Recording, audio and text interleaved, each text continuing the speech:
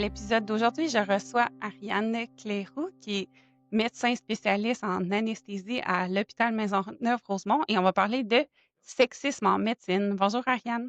Allô? Je te laisse te présenter pour les gens qui ne te connaissent pas.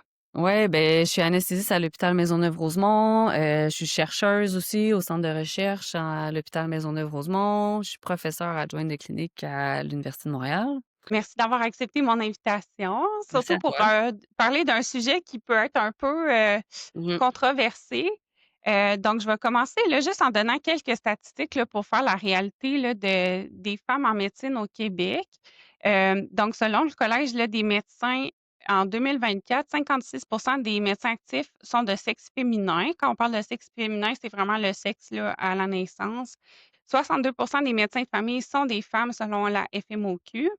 En date de septembre 2025, la FMSQ, donc les médecins spécialistes du Québec, rapportait une quasi-parité au niveau des médecins spécialistes, donc 49 des femmes, sauf qu'il y a vraiment certaines spécialités qui ont une surreprésentation versus une sous-représentation. Dans ta spécialité à toi, Ariane, là, en anesthésie, il y a 43 de femmes. Si on prend l'exemple de la neurochirurgie, c'est 19 de femmes, l'orthopédie, 21, soins intensifs, 21 aussi, puis mhm. CCVT, donc chirurgie cardiovasculaire et thoracique, 9,5 de femmes. Au contraire, si on regarde les spécialités qui sont surreprésentées au niveau des femmes, on a évidemment l'obstétrique gynécologie que c'est 65 des femmes, pédiatrie 73 dermato 70 et endocrinologie 68. Première question pour lancer la discussion, là, est-ce qu'il y a encore du sexisme ou un double standard envers les femmes au Québec? Puis quand on parle de sexisme, là, c'est vraiment une discrimination qui est basée sur le sexe. Moi, j'ai eu l'occasion de faire beaucoup de recherches puis de présenter beaucoup là-dessus. Puis je pense que la réponse à cette question-là, c'est de dire que on est dans une société sexiste. On l'est tous un peu sexiste de par le fait qu'on prend part à cette société-là. Tu sais, on entendait beaucoup parler du racisme systémique, mais il y a du sexisme systémique. Puis après ça, je pense que, tu sais, je suis sexiste, tu es sexiste, nous le sommes tous un petit peu, à certains niveaux. Puis après ça, à chaque fois que je me replonge dans ce sujet-là pour faire d'autres recherches, ça devient toujours un petit peu plus déprimant parce que je pense que c'est juste que quand on fait des recherches, ben là, on se rend compte de nos biais, puis on se rend compte d'à quel point tel ou tel comportement est sexiste et ça nous ouvre les yeux un peu plus sur cette réalité-là. Fait qu'en médecine, oui, comme partout dans la société, malheureusement. Mmh. Puis est-ce que tu considères que la médecine, c'est un domaine qui il y a plus de sexisme ou parce que, tu sais, la médecine, ça a été longtemps une profession très, ben, masculine, là. C'était des hommes au départ qui étaient médecins. Le système médical a été construit un peu sur le patriarcat. Donc, est-ce que ce legs-là, ça se suit encore dans le système médical actuel? Ben, c'est sûr, tu sais, les choses sont lentes à changer. Après ça, est-ce que ça l'est plus qu'un autre domaine? C'est pas ça sera difficilement être moi qui va faire cette comparaison-là, mais tu sais, oui, là, des incidents sexistes, il y en a de tous les jours puis qui arrivent de tous les niveaux, là. Mmh.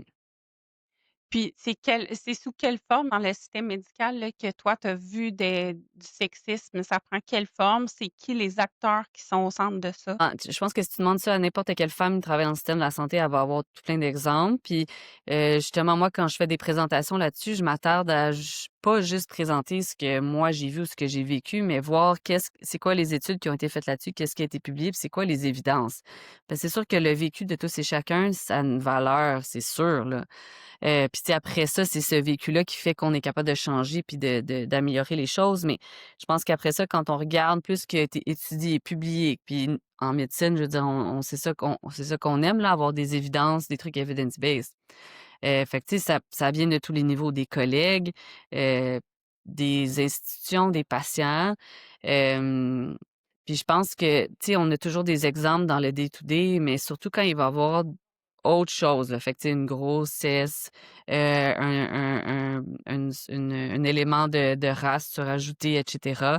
Ça peut encore plus mettre à jour les incidents sexistes. Hem, tu sais, au niveau des collègues, ça peut être juste des problèmes de congé de maternité, de remplacement quand les enfants sont malades, d'accommodement pendant les grossesses, des commentaires à caractère, sexuel ou tu sais des choses qui ne devraient pas se passer dans un milieu de travail. Ou le fait de rabaisser des collègues féminines. Puis honnêtement, pour avoir des discussions comme ça, puis d'avoir un peu remis des gens à leur place, mais tu sais, de façon très polie, puis toujours avec beaucoup d'humour, des fois, les gens, ils s'en rendent pas compte. Comme je te disais, je pense qu'on l'est tout un petit peu sexiste, mais quand on commence à creuser puis à regarder un petit peu plus ce que c'est vraiment, ben là, on se rend compte que tel ou tel comportement l'était. Puis tu sais, au niveau des patients, c'est facile aussi, le ton, c'est toute femme qui travaille dans le système de la santé s'est fait parler par un patient d'une façon qu'il fallait pas, là. Des médecins qui se font donner des urinales pleins en voulant dire: «Allez me changer ça». Ou tu sais, un autre exemple classique, là, c'est quand on va voir un patient avec, des étudiants, puis que la personne la plus qualifiée dans tout le groupe est une femme jeune, mais que le patient va regarder l'étudiant qui est un homme plus vieux, puis il va dire: «Non, je veux que ce soit lui qui m'opère». Je veux dire, ça il a jamais fait de chirurgie, probablement lui, mais il va mettre toute sa confiance parce que c'est un homme plus vieux. Il y avait un papier vraiment intéressant là, que je présentais quand je commençais mes présentations. Ça s'appelle «Nurse, can you get me another blanket?» Puis ça parle tout de ces misnomers-là. Puis là, c'était comme un papier en plus, c'était écrit par un homme. Puis là, il donnait 8 stratégies différentes pour être capable de répondre à un patient de façon polie. Fait que là, il disait: «Ah, vous pouvez utiliser l'humour, utiliser telle ou telle stratégie». Puis là, ça a été comme décrié là, dans la littérature parce que c'était vraiment du mansplaining, tu sais, un exemple flagrant. Hem, Puis une des lettres à l'éditeur, pour ça qu'une femme a écrite, c'est que pourquoi on devrait s'attendre à des attentes plus élevées de par nos patients que de nos collègues? Parce que nos collègues aussi vont avoir des comportements puis des remarques de ce genre-là. Fait que oui, ça vient de tous les niveaux. Puis c'est souvent très banalisé, là, tu sais, c'est comme: «Ah ben, c'est de même», puis tu sais, je m'attends à recevoir des commentaires en fonction de mon sexe, de mon âge. Est-ce que toi, personnellement, tu as des patients qui ont refusé que tu les soignes parce que tu étais trop une jeune femme, puis ils remettaient en doute tes compétences? Pas des refus, mais je me souviens une fois, tu sais, des patients qui nous disent, «Ah, ça fait combien» puis ils vont nous tutoyer en plus, hein, mais «Ça fait combien de temps que tu fais ça?» Ou ils nous a c'est bien rare un homme patient plus vieux va nous appeler docteur, tu sais, «Ma belle», «Ma ci, ma ça». Puis, à un moment donné, à un point dans notre carrière, je pense que, tu sais, on en a assez puis on est capable de les remettre à notre place. Dans leur place, il y a plusieurs choses là-dedans, là, tu sais. Moi, il y a une fois où ça, c'est arrivé, puis c'était quand même patient juste avant que je l'endorme, me dit: «Ouais, ben, ça fait combien de temps que tu fais ça?» Puis là, j'étais avec un résident, un gars, un homme, qui est quand même avancé dans sa résidence, puis lui, il était flabbergasté, là, que le patient puisse me dire ça, alors que puis tu sais, il en avait fait, là, il en avait été longtemps dans le milieu médical, mais pour moi, c'était comme un incident, de niveau plutôt banal, là, dans tout ce qui peut arriver, mettons, dans le range de l'incident sexiste, là, c'était plus du niveau banal, puis lui, ça l'a jeté à terre, là, parce qu'il y avait jamais évidemment jamais eu de commentaires comme ça. Puis quand je dis qu'à un moment donné, tu sais, on a c'est pas tout le monde qui a la personnalité ou qui a l'envie de remettre les gens à leur place. Mais il y a un autre sondage, un gros papier là, qui avait été publié au Royaume-Uni où il avait fait un énorme sondage sur les comportements sexistes, puis avoir les réponses, puis il comparait les réponses des hommes, des femmes, selon les âges, etc. Puis et c'était ponctué de commentaires. Puis un des commentaires, c'était une médecin là, qui disait qu'elle comprenait pas pourquoi les médecins, les femmes médecins plus vieilles étaient à ce point irritées par des commentaires, des petits commentaires puis des micro-agressions, en fait, là, des petits trucs qui pouvaient avoir l'air banals. Puis elle s'est rendue compte que en fait, c'est que ça s'accumule ces micro-agressions-là. Puis la métaphore qui venait avec ça, c'était la tonne de plumes. Puis moi, ça m'a énormément parlé, cette métaphore-là. C'est comme si de dire, tu sais, au début, tu as quelques plumes que tu accumules, mais à un moment donné, tu en as tellement que ça devient une tonne de plumes, puis là, tu prends plus, c'est terminé. Hem, Fait que là, moi, en baignant dans cet enjeu-là, disons encore plus, ben je me gêne moins pour remettre les gens à leur place. Puis, mais tu sais, c'est fait, j'essaye le plus possible de le faire avec humour, puis ou tu sais, une bonne façon de faire ça, c'est juste de dire: «Je pense que ça se dit pas en je pense que ça se fait pas en là, les gens vont comme se remettre, mais sans vraiment avoir été, tu sais, pointer du doigt puis avoir une plainte écrite formelle, mais juste dire: Ça marche pas, on peut pas faire ça». Tu sais, même des patients, là, puis je vais leur dire, là: «C'est pas madame, c'est docteur». Tu sais, le patient va comprendre un petit peu, j c'est pas insultant, là, je pense que les gens sont capables de comprendre, mais je pense surtout que ça montre aussi l'exemple aux autres que, tu sais, on peut dénoncer, on n'a pas à accumuler tout ça. L'autre chose, c'est que je pense que nous, en tant que femmes, dans des milieux comme ça, on vit avec le sexisme à tous les jours, puis c'est quelque chose qu'on traîne sur nous, puis comme je te dis, tu sais, les plumes qui vont s'accumuler. Un homme va pas avoir cet enjeu-là, va pas penser à ça continuellement, va pas être challengé par ça continuellement, va pas être en train de se demander: «Est-ce que ce que j'ai fait là est sexiste?» Fait que ça devient un peu plus, je vais pas dire normal, mais tu sais, c'est comme compréhensible qu'il soit pas tout le temps en train de penser à ça nécessairement. Fait que je pense que c'est correct qu'on soit capable d'exposer ça puis de juste dire: «Regarde, ça fonctionne pas, on fera pas ça de cette façon-là». C'est intéressant ce que tu dis parce que, tu sais, mettons, j'essaie de penser à ma réalité de physio, puis moi, les mains baladeuses, là, fait que, tu sais, des patients Mmh. qui s'en permettent parce que nous, on est quand même très proches physiquement, là, des Mmh. patients. Heu, j'ai jamais eu de femmes, là, tu sais, qui ont eu des mains baladeuses à mon égard, mais, tu sais, beaucoup d'hommes un peu plus âgés. Puis j'ai l'impression que c'est ça, c'est: «Ah, ben, je m'attends à ça», donc, tu sais, sur le moment, je réagissais pas, tu sais, je tournais ça un peu en l'humour, mais ça fait partie, c'est ça, de la culture, puis de la culture du soin. Fait que quand tu es une soignante femme, ben, tu t'attends à ce qu'il y ait des incidents de matière sexiste à ton égard vu que tu es une femme.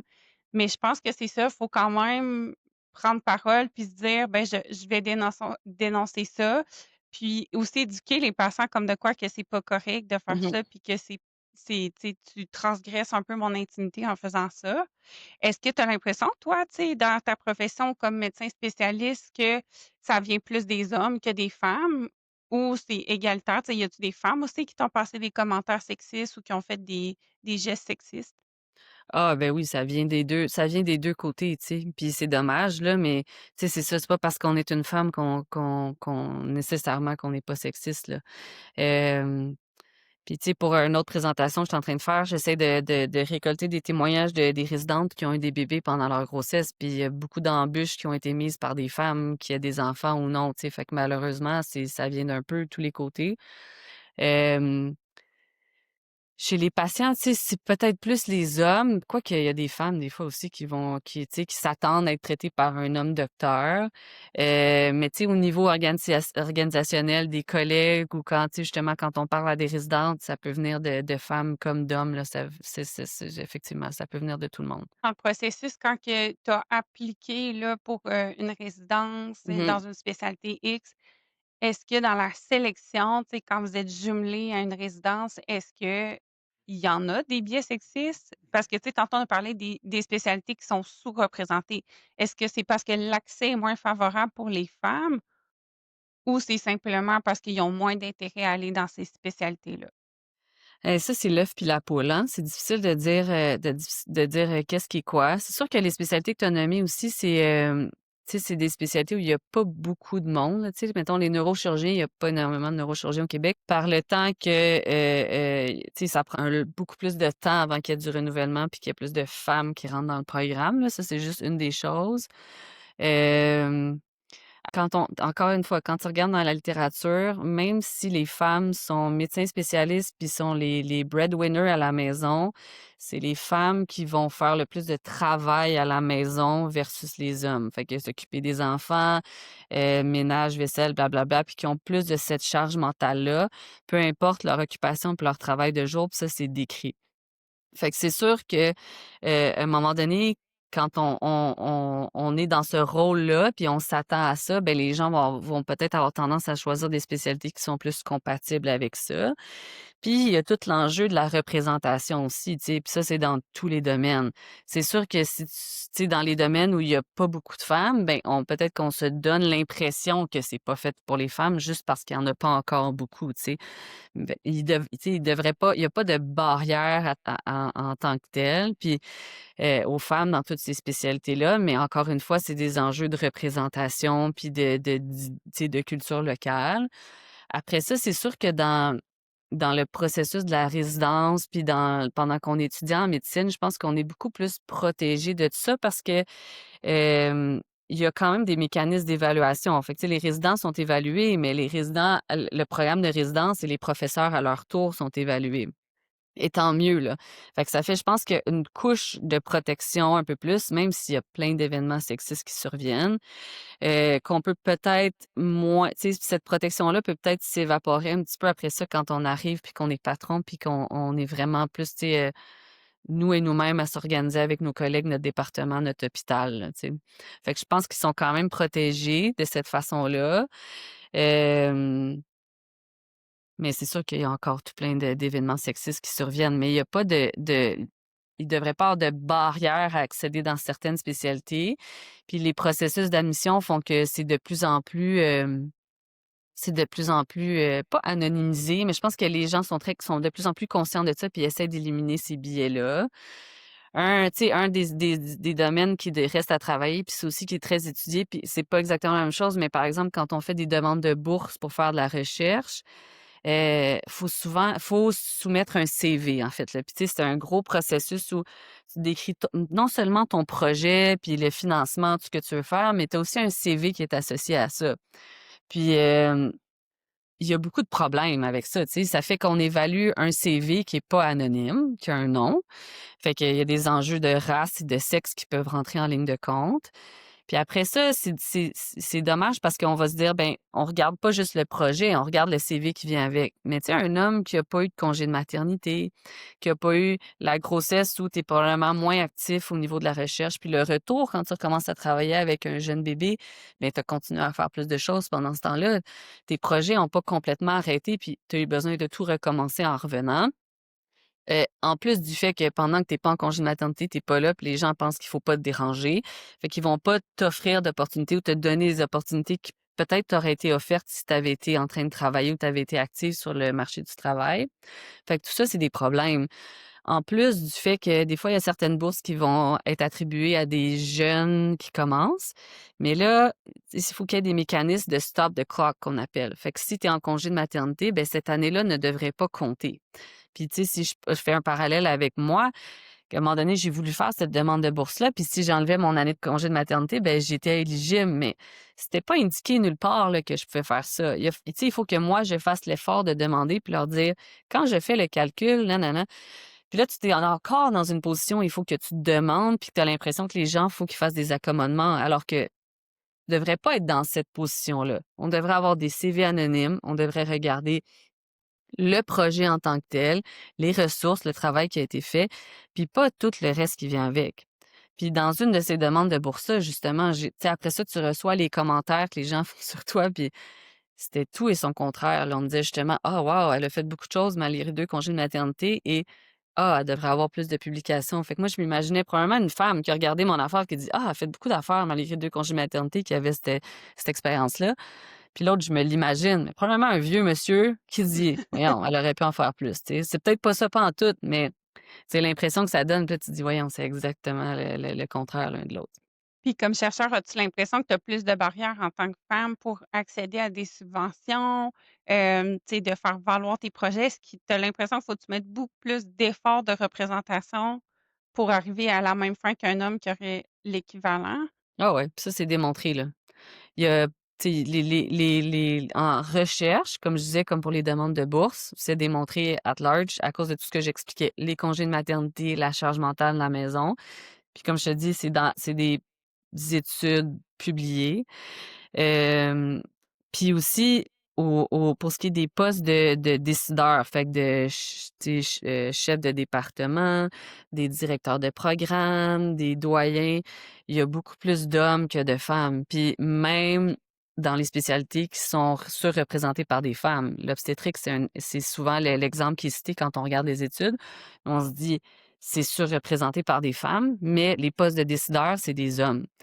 Puis, il y a une des hypothèses qui disait, ben, est-ce que justement le renouveau féminin en médecine est tellement «récent» entre guillemets que les femmes ont pas eu le temps de se rendre à ces postes-là? Mais là, tu sais, quand on regarde les changements puis l'augmentation, c'est pas ça, c'est pas vrai cette hypothèse-là, là. Ça s'applique dans toutes les spécialités aussi, là. Hem, Mais ça y serait quoi, tu sais, dans le fond, si c'est pas si c'est pas ça l'argument, qu'est-ce qui fait que les femmes, ils accèdent pas à ces postes-là? Il y a plusieurs théories, là, mais il y en a une théorie qui est vraiment intéressante, là. Ça dit c'est la théorie de la pollution qu'on appelle, puis on dit quand un champ de pratique est mieux aligné avec des caractéristiques féminines ou plus représenté par des femmes, bien, il va y avoir comme une perte de prestige, une perte de salaire. Puis là, la contribution des femmes va être encore sous-évaluée par la suite. L'autre chose, c'est que, heu ce qui est décrit aussi, c'est le fait d'être congruent avec son rôle. Fait que quand on regarde des caractéristiques de leader, c'est souvent des caractéristiques qui vont être attribuées comme plus masculines. Fait que confiant, tu sais, un leader va être vu comme plus masculin versus des caractéristiques plus féminines comme l'empathie, le travail d'équipe, qui sont moins attribuées avec des postes de leader.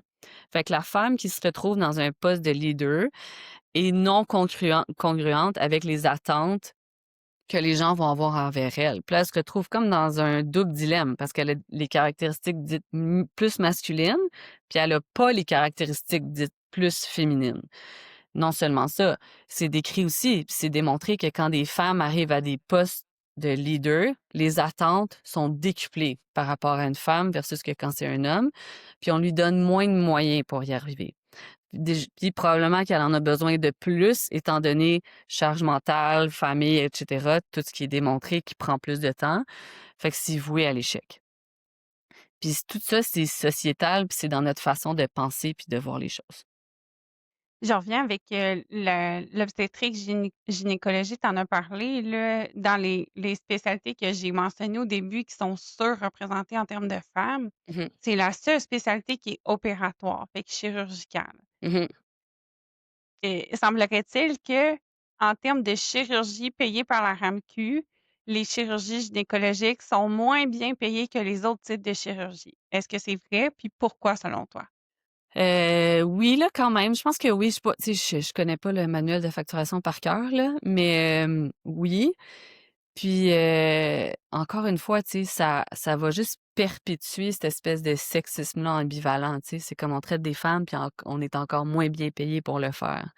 Des femmes Hem, qui traitent des femmes, fait que ça vaut pas cher. c'est ça, exactement. Ça fait juste perpétuer ce stéréotype-là.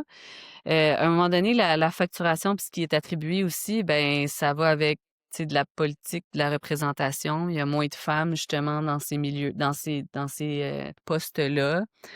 Hem Puis, tu sais, c'est pas juste c'est pas juste la rémunération, là, mais tu sais, en fait, ça fait juste perpétuer ce problème-là, mais tu sais, il y a des collègues chirurgiennes qui étaient sorties dans le journal pour dire, tu sais, à un moment donné, quand on pense à ça, là, puis c'est vrai, là, les tables en salle d'opération, là, ça descend pas bas, là. Les filles, des fois, elles sont sur un ou 2 bancs pour être capables d'opérer.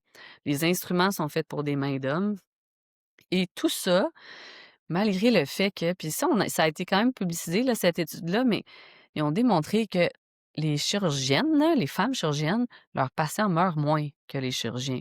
Puis là, meurent moins, OK? La quantité d'études, là, qu'on fait pour démontrer, une amélioration dans telle complication ou dans la durée de séjour ou dans les effets secondaires, ça prend énormément, là, des fois, juste pour diminuer un effet secondaire. Pour démontrer un changement sur la mortalité, écoute, c'est énorme, là, la mortalité. Fait que le fait d'avoir une femme chirurgienne, ça diminue la mortalité des patients, c'est énorme. Puis ça aussi, c'est une autre façon que je l'amène des fois. Là, quand ils disent: «Ah», ou tu sais, si mettons qu'un patient dit: «Ah, ben là, j'aurais mieux aimé avoir un homme», ben là, je dis: «Monsieur, vous savez que les patients meurent moins quand ils ont des femmes médecins». Fait que c'est une autre façon de l'amener puis tu sais, de le dénoncer aussi. En même temps, c'est un peu triste d'avoir à se rendre à un argument aussi drastique. Effectivement. Puis, tu sais, juste d'avoir à étudier ce phénomène-là, de dire, ben, nos chirurgiennes sont plus sécuritaires en quelque sorte que nos hommes chirurgiens. Je trouve ça quand même dommage puis triste parce que, tu sais, on pourrait investir Mmh. ces fonds-là puis, tu sais, il me semble que c'est un gros bon sens pour moi, mais visiblement, ben, on n'est pas encore rendu là. Ouais, mais ça, j'avais pas vu ça comme ça, puis effectivement, c'est vraiment une bonne façon de le voir. Ben non, mais tu sais, c'est vrai, Ouais, c'est comme il faut faire de la recherche pour prouver que ouais, nos chirurgiennes sont tellement bonnes que les patients meurent moins. ouais, Ça a aucun sens, en ouais, tout cas, mais ouais. mais tant mieux. Puis tu sais, c'est ça, je me dis Ben, je pense que, tu sais, de toute manière, il y a de plus en plus de femmes en médecine. Il va y avoir plus de femmes en médecine aussi. Donc, il va falloir que le système aussi évolue. Mais tu as raison que la société, tu sais, là, tu parles du bloc opératoire, mais la société n'est pas conçue pour les femmes. Fait que c'est juste tous les outils. Tu sais, les femmes qui sont dans le milieu de la construction, mettons, là, ils doivent tellement avoir Mmh. de barrières physiques. Donc, tu sais, c'est ça. Je pense que malgré tous ces biais-là, puis ces doubles standards-là, ben, les femmes ont réussi quand même à être performantes. Hem, Ça va aussi, tu sais, pa un exemple aussi, puis je pense quand c'était, Diane Francoeur, là, qui était présidente de la FMSQ, là, ben, tu sais, à un moment donné, faire des réunions à 5 heures, là, moi, 5 heures, c'est l'heure du souper avec les enfants, puis probablement qu'on devrait tous pas faire nos réunions à 5 heures quand on devrait être en train de souper avec nos enfants, hommes et femmes inclus, là.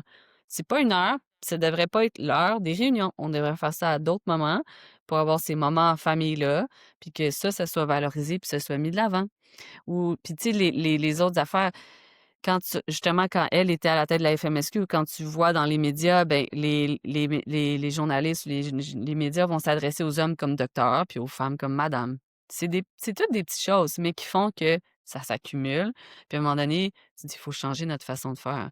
Puis je suis docteur autant qu'un homme qui a fait moins d'université que moi, puis qui est docteur aussi, tu comprends?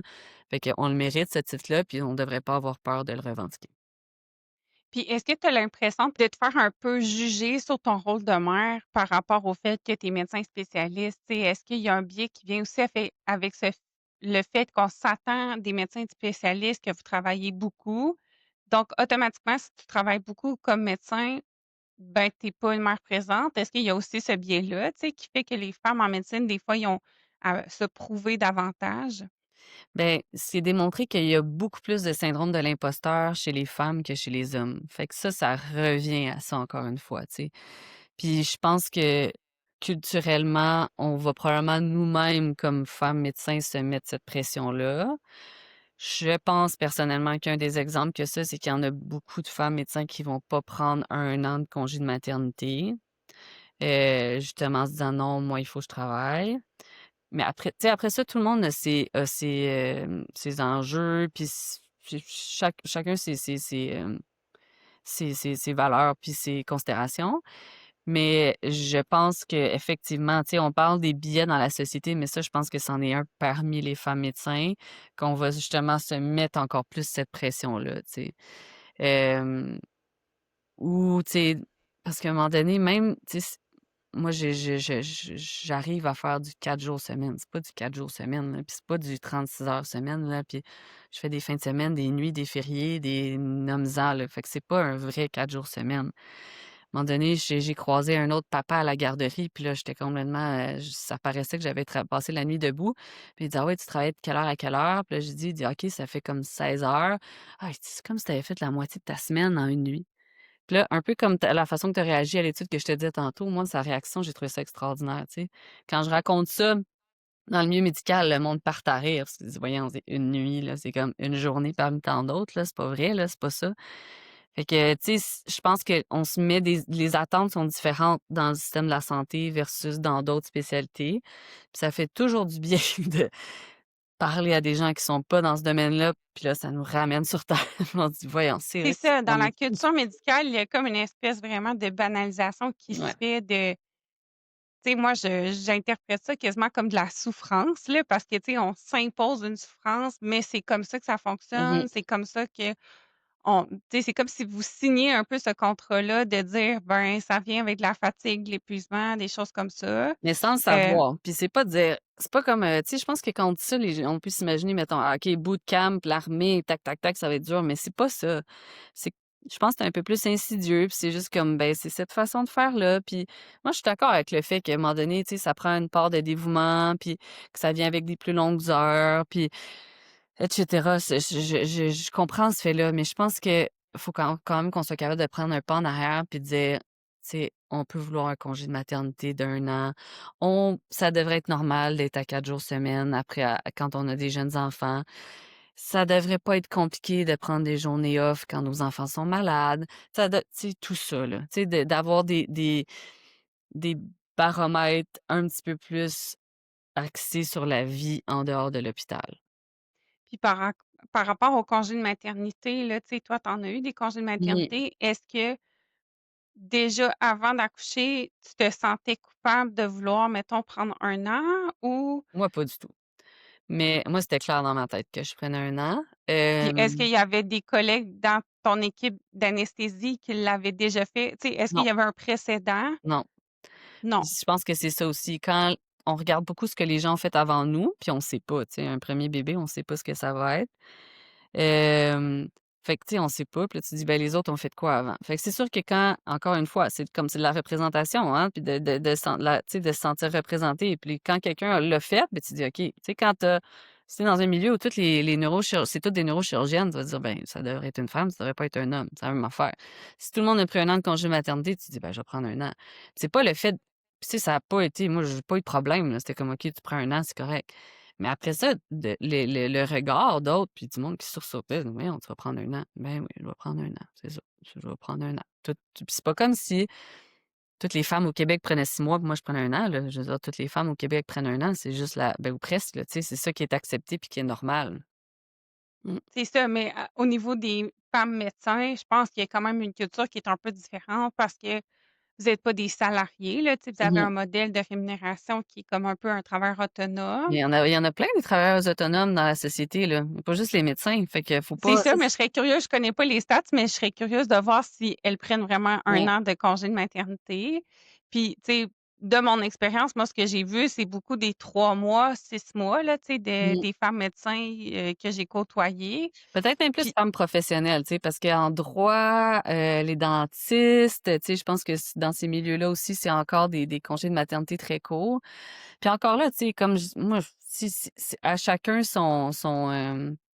ses choix, là, puis ses choix puis ses valeurs par rapport à ça, mais quand tu as cette espèce de culture-là, puis c'est pas nécessairement les gens qui vont te la mettre, mais des fois, on se la met nous-mêmes avec, tu sais, par rapport à ce que les autres ont fait avant nous. C'est ça qui puis est si on se dommage. permet même pas d'y réfléchir ou de Exact, penser que c'est possible, là. Fait que, tu sais, exact. bravo pour toi de l'avoir fait alors qu'il y avait personne avant toi qui l'avait fait quand Mmh. même, là. Hem, Si on conclut sur le sujet, là, du sexisme en médecine, qu'est-ce que tu penses que, collectivement, on pourrait faire mieux ou tu sais, quelles petites actions concrètes, dès maintenant, on pourrait faire pour que ça s'améliore? Ça, c'est une bonne question. Tu sais, encore une fois, ça peut se faire à tous les niveaux. Puis je pense que tout le monde a sa part à jouer. Mais encore là, ce qu'on voit, c'est que quand il y a des initiatives gouvernementales, institutionnelles qui sont mises de l'avant, puis après ça, c'est beaucoup plus facile d'avoir des changements. Fait que, tu sais, c'est bien facile, c'est comme pour l'environnement, là. C'est bien facile de chacun faire son recyclage de notre bord. Mais à un moment donné, s'il y a pas autre chose qui se fait plus haut au niveau gouvernemental, ben il y aura tu sais, le recyclage, oui, là, ça aide, là, mais ça va pas changer tant que ça la donne. Fait que c'est un peu la même chose. Fait que quand on voit, par exemple, la RQAP qui offre des plus longs congés de paternité, ben ça aide beaucoup les mères, puis ça fait du support aux femmes, puis ça aide les femmes aussi. Fait qu'il faut que ça vienne de plus haut. Il devrait avoir plus de représentation, il devrait avoir plus de parité, là. Dans tous les comités qui existent, là, puis il en existe des comités, on devrait chercher la parité. Dans tous les événements où on reçoit des conférenciers, on devrait rechercher la parité. Toutes ces affaires-là, ça a un impact énorme, là. Puis tu sais, des étudiants en médecine qui vont commencer puis qui vont avoir des femmes professeurs ou tu sais, qui vont voir que des femmes peuvent accéder à des postes comme ça pave la voie puis ça monte le chemin. Mais après ça, je pense que c'est quand même important, chacune de notre côté, tu sais, de dénoncer puis de faire notre petit bout de chemin malgré tout ça. Peut-être, c'est ça, de faciliter le chemin de la dénonciation, tu sais, Mmh. de que ça soit plus, clair, tu sais, dans l'institution où on évolue. Ben voici la procédure si tu es victime d'un événement sexiste, puis comment c'est reçu aussi parce que, tu Mmh. sais, il y a souvent une espèce de banalisation qui entoure la dénonciation. Mmh. Fait que c'est sûr que si une première fois tu dénonces puis que tu te fais recevoir avec un biais sexiste encore là, ben, ça Mmh. donne pas envie de refaire l'exercice par la suite. Fait que peut-être changer un peu l'espèce de culture, institutionnelle, comme tu dis, pour que tout le processus soit intégré, puis que ça facilite vraiment la vie des femmes au travail. Mmh. Exactement. Mmh. Merci infiniment, Ariane.